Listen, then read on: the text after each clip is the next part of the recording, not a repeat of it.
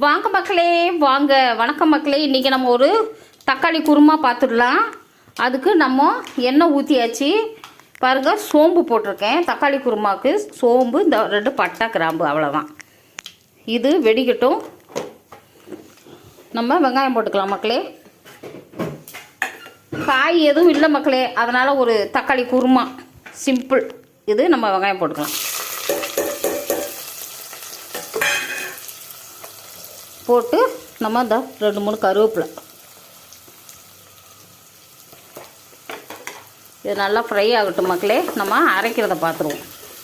இது ஃப்ரை ஆகிக்கிட்டு இருக்கட்டும்ட்டு அரைக்கிறது பார்த்திங்கன்னா தேங்காய், சோம்பு, ஜீரகம், முந்திரி, பொட்டுக்கடலை, தக்காளி, இதை நம்ம அரைச்சிடுவோம்.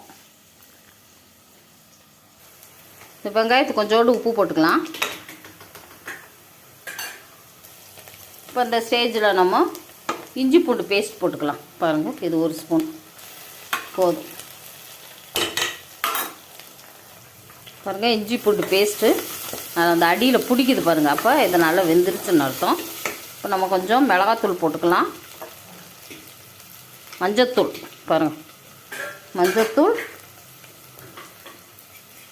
மிளகாத்தூள்.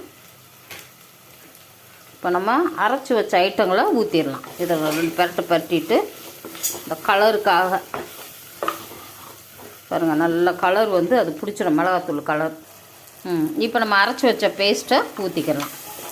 இப்படி அரைச்சிட்டு நம்ம தக்காளி வந்து தொக்கு மாதிரி அங்கங்கே கிடைக்காது, நம்ம முழுங்கிடுவோம், வயிறு வந்து சரியில்லாமல் ஆகிடும். அதனால் இந்த மாதிரி ஊற்றி நம்ம குழம்பு வச்சுக்கலாம். நல்லாயிருக்கும். சப்பாத்திக்கு, பலாவுக்கெல்லாம் சாப்பிட்றதுக்கு ரொம்ப அருமையாக இருக்கும்.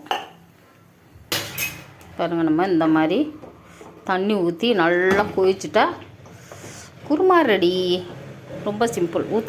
தண்ணி ஊற்று, நல்லா மிக்சியை கழுவி ஊற்றிடணும். எதையும் மிச்சம் வைக்கக்கூடாது. இப்போ நம்ம இன்னும் கொஞ்சம் தண்ணி ஊற்றிக்கலாம். கொஞ்சம் தண்ணி ஊற்றிட்டு நல்லா கொதிக்கவும், நல்லா கொதிக்கட்டும். அப்புறமா பார்க்கலாம். உப்பு போட்டுடலாம்.